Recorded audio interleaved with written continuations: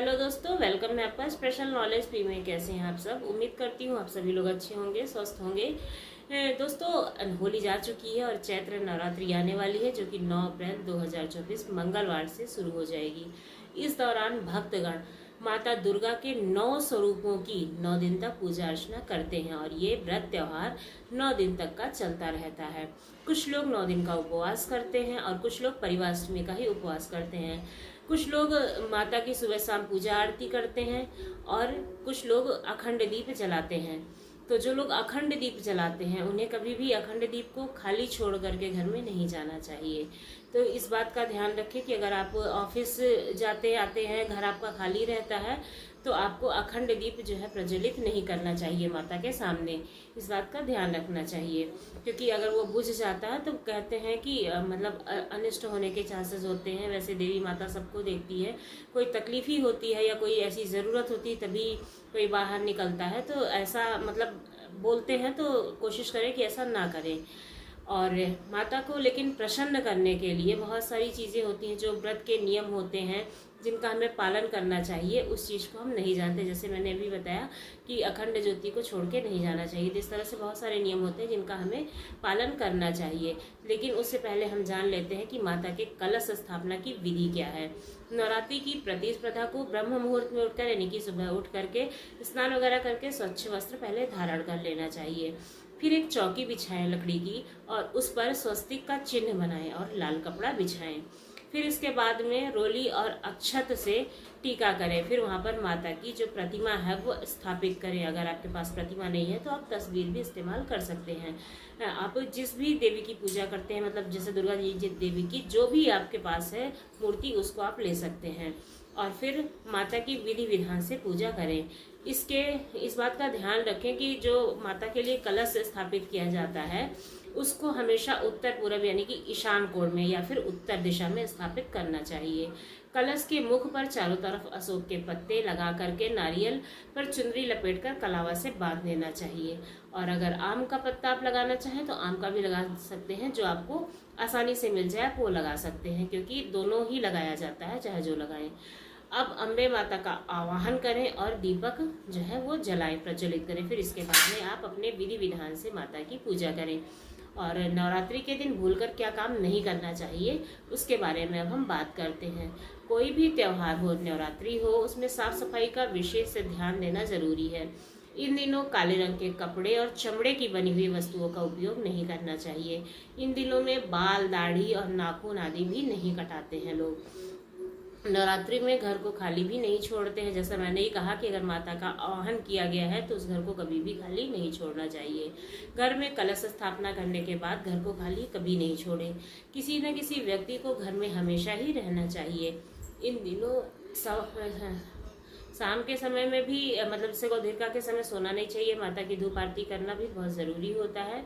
और नवरात्रि में लहसुन, प्याज जैसी चीज़ें हैं वो नहीं खाई जाती हैं। बहुत सारे घरों में लहसुन प्याज नहीं खाया जाता है और खाना भी नहीं चाहिए। जो लोग व्रत रहते हैं वो तो 9 दिन का व्रत रहते ही हैं, लेकिन जो लोग खाना खाते हैं उन्हें भी लहसुन प्याज से परहेज करना चाहिए।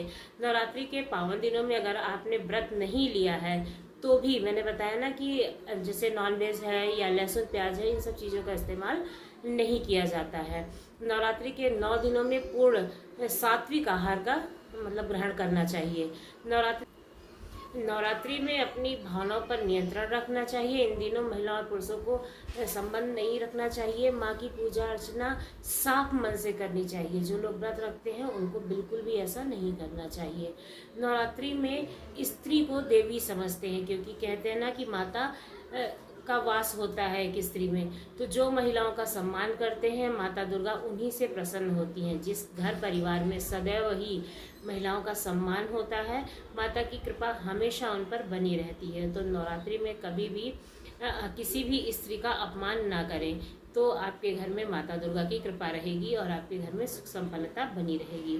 नवरात्रि में 9 दिन इन लोगों को व्रत नहीं रखना चाहिए। वो कौन से लोग हैं जिनको व्रत नहीं रखना चाहिए? इस दौरान 2 तरह के व्रत रखने की परंपरा है। लोग पूरे 9 दिनों तक का फलाहार व्रत करते हैं, जैसा कि मैंने अभी पहले भी आपको बताया। और कुछ लोग हैं मनोकामना के अनुसार 9 दिनों तक निर्जला व्रत रखते हैं। जैसे किसी चीज़ की आपने कामना कर रखी है तो उसमें निर्जला व्रत रखते हैं। इसलिए यह व्रत अत्यंत कठिन माना जाता है। लेकिन क्या आपको पता है कि सबको पूरे 9 दिनों के व्रत को नहीं रखना चाहिए? तो बताते हैं कि किन लोगों को पूरे 9 दिन का व्रत नहीं करना चाहिए। नवरात्रि में जो गर्भवती महिलाएं हैं उनको 9 दिन का व्रत नहीं करना चाहिए। एक तो बच्चे को ही हार्म होगा। फिर नवरात्रि के 9 दिन के व्रत के लिए कुछ नियम भी होते हैं, इसलिए सोच समझकर ही नवरात्रि के व्रत को करना चाहिए। यदि कोई महिला गर्भवती है तो उसे व्रत नहीं रखना चाहिए, क्योंकि इस समय महिलाओं को जरूरी पोषक तत्व की जरूरत होती है बच्चे के डेवलपमेंट के लिए। तो अगर वो व्रत रखेंगी तो उनके ऊपर गलत प्रभाव पड़ेगा, उनके बच्चे पे गलत प्रभाव पड़ेगा और जो शिशु है उसको भी बहुत परेशानी होगी। इसलिए गर्भवती महिलाओं को माता की पूजा करनी चाहिए, लेकिन व्रत ना ही रखें तो बेहतर होता है। और जो महिलाएं स्तनपान कराती हैं उन्हें भी नवरात्रि का व्रत नहीं करना चाहिए, यानी कि पूरे 9 दिन का व्रत नहीं करना चाहिए। पहला आखिरी कर लो, माता की पूजा करो मन से। अगर सच्चे मन से आप पूजा करते हो तो माता वैसे भी अपने भक्तों के लिए हमेशा खड़ी रहती है। नवरात्रि में बीमार लोगों को भी व्रत नहीं करना चाहिए। व्रत पूरा करने के लिए भी शरीर में ऊर्जा की आवश्यकता जरूरी होती है। बीमारी की स्थिति में शरीर कमजोर हो जाता है, इसलिए जो लोग बीमार चल रहे हैं उनको व्रत नहीं करना चाहिए। व्रत रखने से उनकी सेहत और ज़्यादा बिगड़ने का खतरा होता है, क्योंकि नवरात्रि 9 दिन का छोटा मोटा व्रत तो है नहीं, इसलिए नहीं करना चाहिए। एक बार छोड़ देने से कुछ नहीं होता है। नवरात्रि में डायबिटीज़ के मरीजों को भी व्रत नहीं रखना चाहिए। डायबिटीज़ यानी कि मधुमेह, जो थोड़ी थोड़ी देर में मतलब उनको खाने की सलाह दी जाती है ना डॉक्टर के द्वारा, ऐसे में यदि वो व्रत करेंगे तो ज़्यादा देर तक उन्हें खाली पेट रहने की समस्या हो सकती है। इसलिए जो लोग डायबिटिक हैं उनको नवरात्रि का व्रत नहीं करना चाहिए। माता की अगर वो पूजा करते हैं तो ही बहुत अच्छी बात है। तो इसलिए कभी भी डायबिटीज अगर है तो नहीं करें, क्योंकि जो फलाहार वगैरह भी है उसमें भी शुगर की मात्रा होती है, आलू वगैरह भी खाते हैं तो उसमें भी रहती, तो उनकी बीमारी को बढ़ने के चांसेस होते हैं। और भगवान कभी नहीं कहते हैं कि अपने आप को बहुत कष्ट देकर हमारी पूजा करो, बस वो यही कहते हैं कि अपने मन से हमारी पूजा करो। हमारे हर शास्त्र में यही लिखा हुआ है कि हमें भगवान की पूजा मन से करनी चाहिए। कोई ज़रूरी नहीं है कि हम व्रत उपवास करें। तो आपको हमारी ये जानकारी कैसी लगी ज़रूर बताइएगा। यदि अच्छी लगी हो तो हमारे चैनल को सब्सक्राइब करना ना भूलिएगा। धन्यवाद।